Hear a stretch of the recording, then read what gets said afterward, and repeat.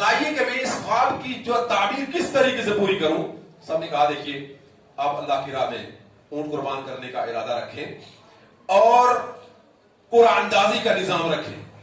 ایک طرف اونٹنی رکھیں, دوسری طرف بیٹے کا نام رکھیں, قرآن اندازی ہوتی رہے, قرآن اندازی ہوتی رہے. یہ قرآن اندازی ہوئی اور یہاں تک یہ قرآن اندازی چلی گئی کہ 10 اونٹ عبداللہ, 10 اونٹ, پھر 20 اونٹ عبداللہ, چلتے چلتے چلتے 100 اونٹ اور عبداللہ 100 اونٹ کی قربانی عبد المطلب نے کی اور عبداللہ بچ گئے.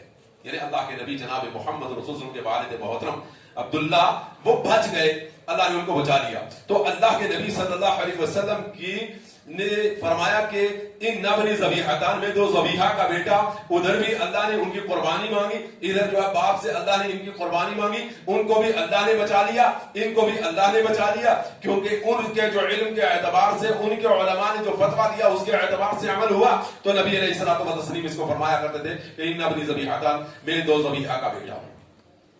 اب اللہ کے نبی جناب محمد رسول اللہ صلی اللہ علیہ وسلم در یتیم, اس لیے آپ عبداللہ کی وفات, اپنے والد محترم کی وفات کے بعد آپ کی پیدائش ہوئی.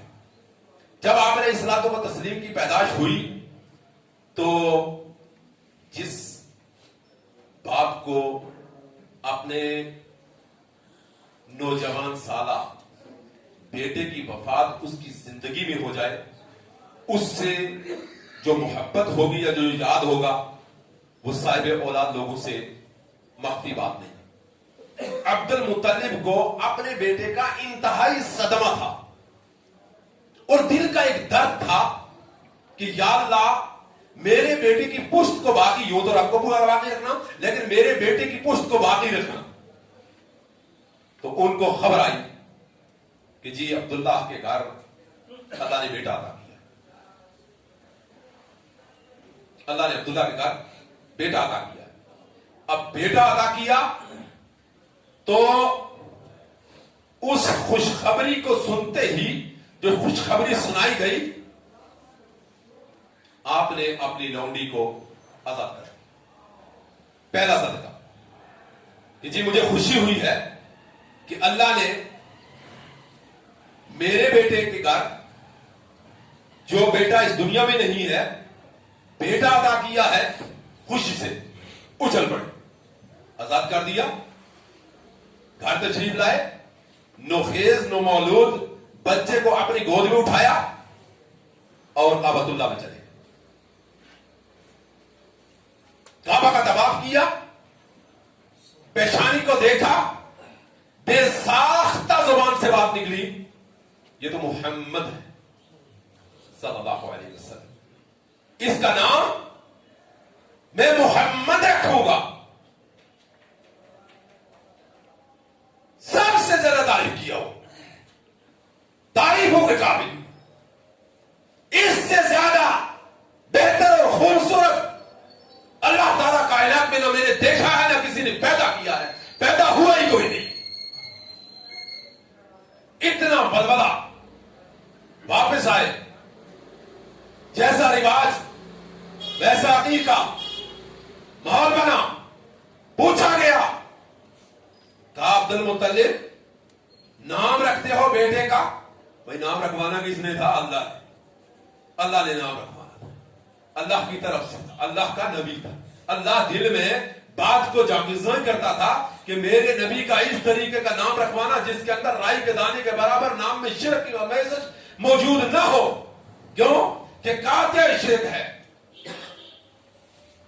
ماہی ہے, کفر و ضلالت کو مٹانے والا نبی پیدا ہوا ہے, اس کا نام ہی ایسا ہونا چاہیے. اب نام لوگوں نے کہا, بھائی بڑا اچمبا کیا, بھائی کیا نام رکھا؟ کہا میں نے اپنے بیٹے کا نام محمد رکھا ہے تاکہ آگے چل کر پوری دنیا میں متعارف ہو, سب سے ممتاز ہو, نام کی حیثیت سے بھی ممتاز ہو, کام کی حیثیت سے بھی ممتاز ہو, سیرت کی حیثیت سے ممتاز ہو, صورت کی حیثیت سے ہے ہی ممتاز ہے. صورت تو ایسی بچے پیدا ہوتے رہے, ہم نے کوئی دیکھا نہیں اتنا خوبصورت. اور ماں نے جب اپنے لال کو دیکھا تو نام احمد رکھا.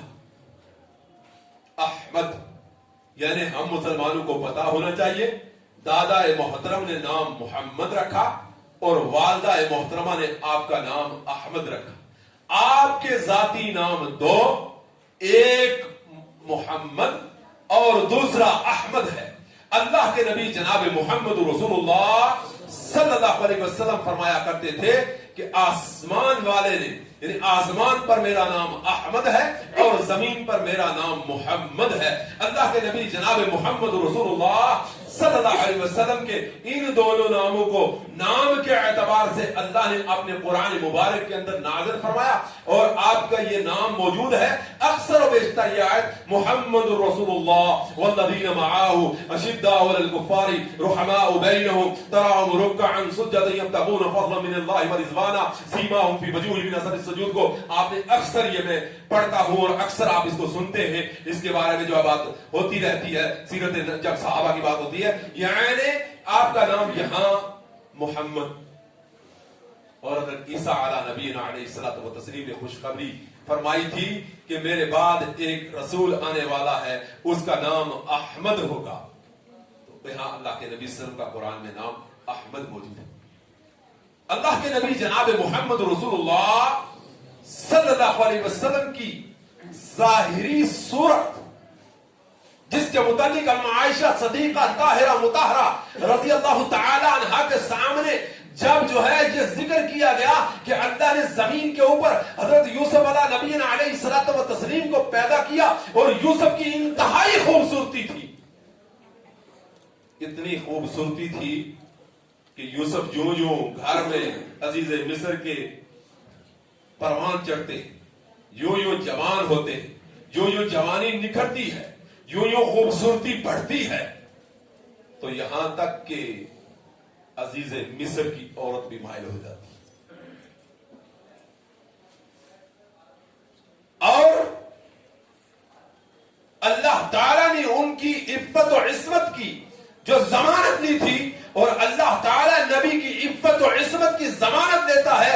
اسی لیے اہل سنت والجماعت کا ایک مضبوط اور ٹھوس عقیدہ ہے کہ بغیر انبیاء کی کوئی بھی عفت و عصمت والا نہیں ہے, صرف انبیاء علیہ الصلوۃ والتسلیم کی ذات ہے جو عفت و عصمت والے ہیں, جن کی اللہ تعالیٰ نے عفت و عصمت پاک دامنی کی ضمانت لی ہے, اور وہ کسی جو ہے ایسی برائی میں نہیں. اور ہمارا یہ عقیدہ ہے کہ جس سلسلہ نسب سے اللہ تعالیٰ انبیاء کو پیدا فرماتا ہے, اس سلسلہ نسب کے اعتبار سے بھی ان میں عفت اور عصمت ہوتی ہے. شرک ہو سکتی ہے, دوسری برائی ہو سکتی ہے, دوسرا کوئی نظام ہو سکتا ہے, لیکن پاک دامنی کے اعتبار سے ان میں کہیں حرف نہیں ہوتا.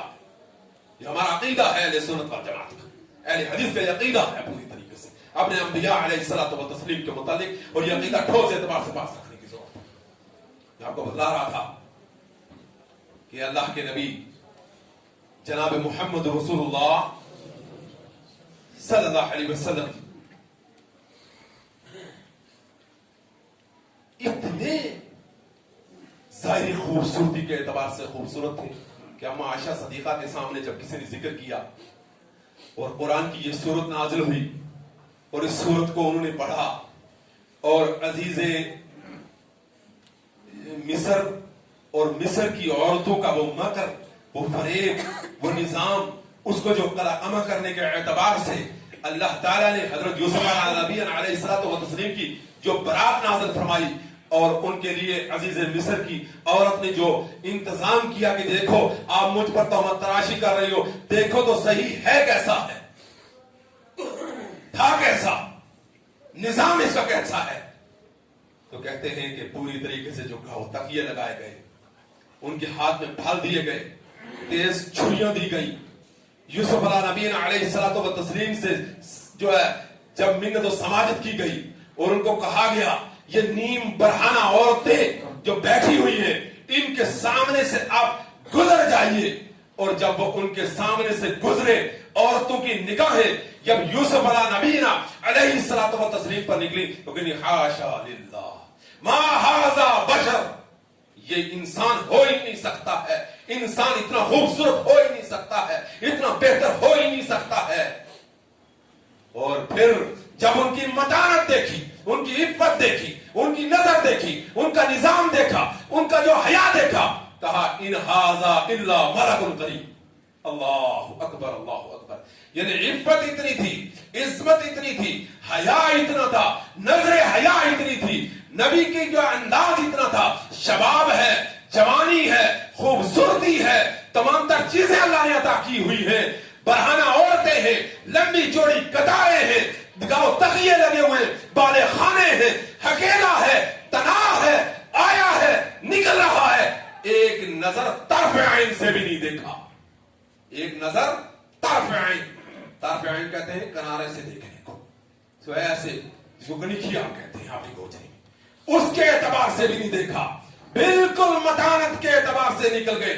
وہ فاحشہ عورتیں اس وقت کی یہ کہتی ہیں ما ھذا بشر ان ھذا الا ملک کریم، یہ بشر ہو ہی نہیں سکتا ہے، یہ تو کوئی ملک کریم ہے، فرشتہ ہے، بے نفس مخلوق ہے، اس کے پاس تو نفس موجود نہیں ہے، تبھی یہ ہماری طرف نہیں دیکھ رہا ہے۔ اللہ اکبر اللہ اکبر۔ ان کی جب جو بات کو سنا، اور اس وقت جو اما عائشہ صدیقہ نے جو اللہ کے نبی جناب محمد رسول اللہ صلی اللہ علیہ وسلم کی خوبصورتی کا متعلق فرمایا، وہ ہمیں اور آپ کو یاد رکھنا چاہیے۔ کہتی ہیں عزیز مصر کی عورتوں نے جب یوسف کی خوبصورتی کو دیکھا، قرآن کہتا ہے وَقَطَّعَ أَيْدِيَهُنَّ، انہوں نے اپنے ہاتھوں کو کاٹ لیا۔ میں کہتی ہوں کہ اگر انہوں نے محمد رسول اللہ صلی اللہ علیہ وسلم کو دیکھا ہوتا، اپنے جگروں کو چاک کر لیتی۔ اسی لیے کہا مَضَتِ الدَّهُورُ وَمَا أَتَيْنَا بِمِثْلِهِ وَلَقَدْ عَتَا فَعَجَزْنَا عَنْ نُزْرَائِهِ۔ زمانے بیت گئے، زمانے بیت گئے، زمانے گزر گئے، زمانہ پہلے سے مائیں جو ہے بچے جنتی تھیں، اور زمانہ بعد سے مائیں بچے جنتی ہیں، مگر محمد رسول اللہ صلی اللہ علیہ وسلم جیسا خوبصورت نہ کسی نے جنا تھا، نہ کوئی جن سکتا۔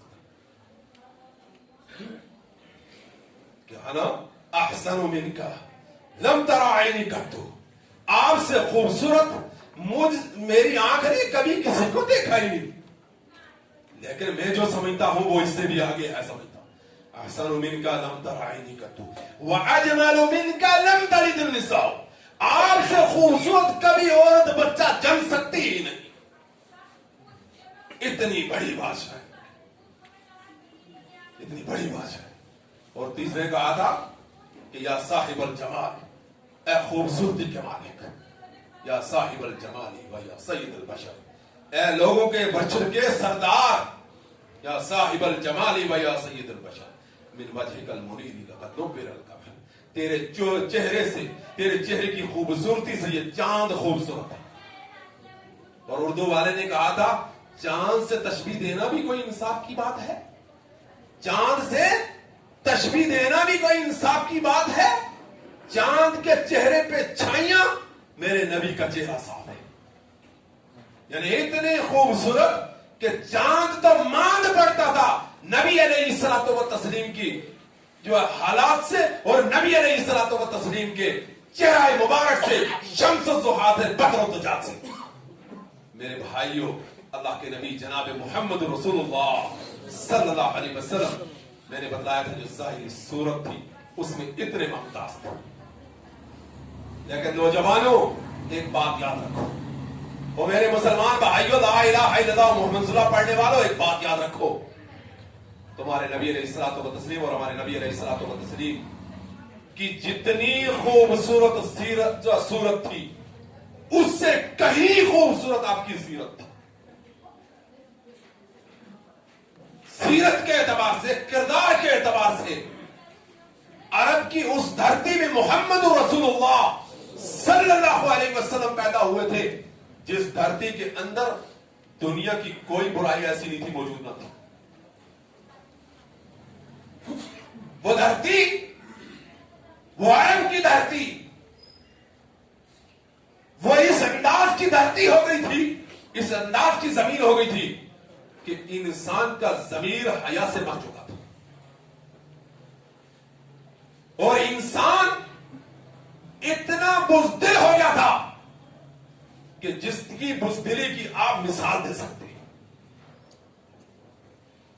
حیا کے اعتبار سے ان کا حیا اتنا مرا ہے کہ ایک آدمی جس کو اللہ تعالیٰ نے اتنی توفیق عطا فرمائی، اور یہ جو دھرتی ہے ہندوستان کی دھرتی، یہ بہت بڑی ذی علم و ذی شعور لوگوں کی دھرتی ہے، जब अल्लाह के नबी जनाब मोहम्मद रसूलुल्लाह सल्लल्लाहु अलैहि वसल्लम की सीरत तैयबा और ताहिरा पर मुकाला लिखने के लिए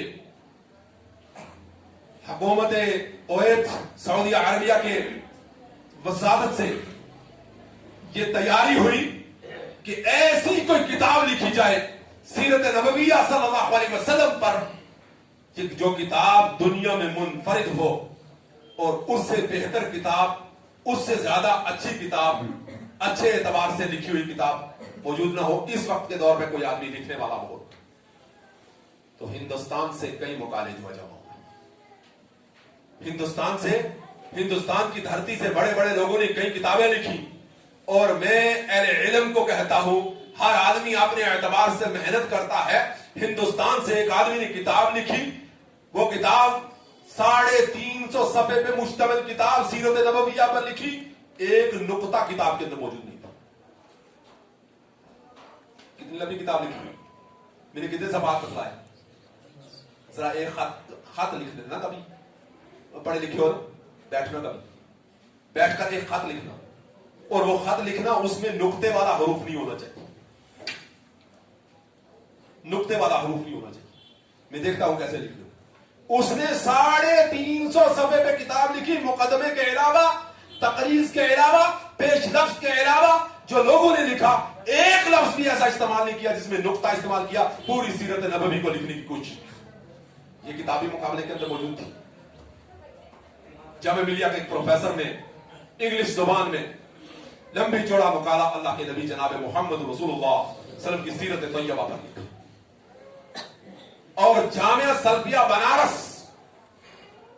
अल्लाह ताला इस इदारे को इला यौमिद्दीन क़यामत तक बाकी रखे, कायम करने वालों के अल्लाह ताला दर्जात बुलंद करे। मेरे मुसलमान भाइयों, इल्म हदीस सीखना है ना, फ़क़ाहत इल्म हदीस सीखना है, आपको ज़ौक़ पे जानना है, अस्मा और रिजाल पर बात करनी है, बहस और तमीज करनी है, तो फिर जामिया सल्फिया बनारस चले जाइए। आपको बतलाएंगे कि इल्म हदीस किसको कहते हैं, हदीस किस तरीके से उसका आगाज होता है, निजाम उसका क्या है। उसके उस्ताद थे उस वक्त मौलाना सफीउर रहमान मुबारकपुरी रहिमहुल्लाह, अल्लाह ताला की करोड़ों रहमतें हो सफीउर रहमान मुबारकपुरी पर। नाज़िम अमूमी जमीयत अहले हदीस हिंद भी रहे हैं शेख सफीउर रहमान मुबारकपुरी रहिमहुल्लाह, और सऊदी अरबिया में भी आप बतौर मुदर्रिस शेख सफीउर रहमान मुबारकपुरी रहिमहुल्लाह रहे। अल्लाह की करोड़ों रहमतें। किताब लिखी, किताब का नाम रखा अर्रहीकुल मख्तूम। अर्रहीकुल मख्तूम का यह कुरान की आयत है, अर्रहीकुल मख्तूम कुरान की आयत है। इसका माना है मोहर लगाई हुई शराब, जिसकी सील किसी ने न खोली हो, बिल्कुल बंद हो। यानी नबी की सीरत ऐसी पवित्र और पाक है हर नाइया से कि जिसके अंदर किसी शख्स को यह गुंजाइश बाकी नहीं कि वो नुक्ता लगाए। तो जो बात कहना चाहता था, ये बात दूसरी तरफ निकल गई। लेकिन एक बात मैं आपको यहां कहूंगा मैसेज के एतबार से, क्योंकि सीरत नबवी का मौजू है, मैसेज के एतबार से हर नौजवान को कहूंगा कि आपके पास अर्रहीकुल मख्तूम किताब होनी चाहिए, आपको अर्रहीकुल मख्तूम किताब पढ़नी चाहिए। मैं ये नहीं कहूंगा उससे पहले किताबें सीरत पे नहीं लिखी, बेशबहा किताबें, रहमतुल आलमीन में बहुत बेहतर किताब मानता हूं जो है सीरत नबविया सल्लल्लाहु अलैहि वसल्लम पर उर्दू जुबान में। लेकिन अर्रहीकुल मख्तूम ये अरबी जुबान में मुकाला लिखा गया, और पूरी दुनिया में बेशबहा ममालिक हैं, हर जगह मुसलमान मौजूद है। उन्होंने कौन नहीं नबी से मोहब्बत करता था? कोई ऐसा जालिम है कोई बोले जो कहे कि मैं नबी से मोहब्बत नहीं करता हूं? हर आदमी मोहब्बत करता है अल्लाह के नबी जनाब मोहम्मद रसूलुल्लाह सल्लल्लाहु अलैहि वसल्लम से। फिदा अबी व उम्मी व जसदी व रूही अला नबी अलैहिस्सलातु वस्सलाम, मैं कुर्बान, मेरे माँ बाप कुर्बान, मेरे बच्चे कुर्बान, मेरा औहदा कुर्बान, मेरा मर्तबा कुर्बान, मेरी मनसब कुर्बान, मेरी चौधराट कुर्बान, मेरी दुकान और ताजर और तमाम निजाम कुर्बान हो अल्लाह के नबी जनाब मोहम्मद रसूलुल्लाह सल्लल्लाहु अलैहि वसल्लम पर। अल्लाह के नबी से कौन मोहब्बत नहीं करता? सब ने लिखा होगा, सब ने लिखा है, बेशबहा मकाले जो है जमा हुए, लेकिन अव्वल इनाम जो है अर्रहीकुल मख्तूम को, जिसको मुस्तकिल तौर पर अरबी में लिखा गया था, फिर मुस्तकिल तौर पर शेख ने उसको उर्दू में लिखा, मुस्तकिल उर्दू में किताब आपके हिंदुस्तान में पेशवा। और दुनिया में इस वक्त सीरत नबवी में जो किताबें सबसे ज्यादा छपी हैं, आप याद रखें सबसे ज्यादा छपी हैं, अपनी मुद्दत मियाद कम होने के एतबार से कि ये बहुत बाद में लिखी गई किताब है, सबसे ज्यादा छपने वाली किताब है। आप जो है आप नेट पर सर्च कर सकते हैं, सबसे ज्यादा छपने वाली किताब है। इस किताब में जो अरब के माशरे की मुहलिक बीमारियां और निजाम को बयान किया, जो बात में कहना चाहता था आप कि आपने किस दौर के अंदर अपनी जवानी को किस अंदाज में गुजारा, वो बात मैं आपको कहना चाहता हूं। इस किताब में निकाह के बेशुमार अक़साम लिखे हैं। अरब की धरती में निकाह के अक़साम क्या थे, क्या किस्में थी, बेहयाई उस वक्त किस टाइप की थी अरब की धरती में। और हौले काबा की बात करता हूं, काबा के गिरदो नवा में, वो उस बस्ती में, वो पाक बस्ती जिसमें अल्लाह ताला ने पहला घर पैदा दिलाती, पुराने घर का तबाह करे, उसकी बात कर रहा हूं।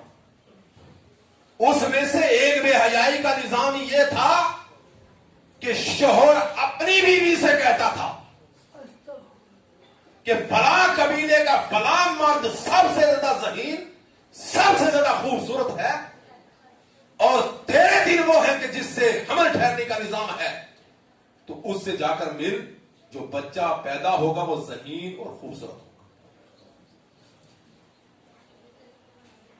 और उस धरती में जब तुम्हारे नबी जनाब मोहम्मद रसूलुल्लाह सल्लल्लाहु अलैहि वसल्लम के, हमारे नबी सल्लल्लाहु अलैहि वसल्लम के 40 साल जिंदगी जवानी के जो गुजरे, उसमें आपको सादिकुल अमीन कहा गया। और नजर के एतबार से नबी अलैहिस्सलातु व तस्लीम को उस धरती के अंदर जो है एक बेहतरीन अच्छी दुशेजा से जो है ताबीर किया गया। इतनी एक दुशेजा बाहया नहीं हो सकती है जितनी नबी अलैहिस्सलातु व तस्लीम बाहया थी। तमाम अहले सीरा का इस पर इत्तफाक है, और तमाम ने यह कहा है कि नबी अलैहिस्सलातु व तस्लीम ने जिंदगी पूरी कभी भी कसदन किसी औरत को निगाह से नहीं देखा। क्या आपकी जरूरत होगी एक मरतबा देखा फिर देखा, ऐसा अल्लाह के नबी से मुनकर नहीं। ये पाकदामनी थी नबी अलैहिस्सलातु वस्सलाम। अमानत, दियानत, उसकी मिसालें दी जाती थी, और आपको सादिकुल अमीन, सच्चा अमानतदार कहा जाता था। अमानत और दियानत नबी अलैहिस्सलातु व तस्लीम की वो थी कि अल्लाह के नबी जनाब मोहम्मद रसूलुल्लाह सल्लल्लाहु अलैहि वसल्लम जब भी किसी जगह से गुजरे, किसी ने यह नहीं कहा मोहम्मद बिन अब्दुल्ला जा रहा है, कहते थे ये अमीन जा रहा है, सादिक जा रहा है, सादिक को अमीन के नाम से जाने थे। और आपको इल्म होगा, और आपको इल्म है कि जब बैतुल्लाह के तामीर के वक्त में इख्तलाफ बपा हुआ, हजरत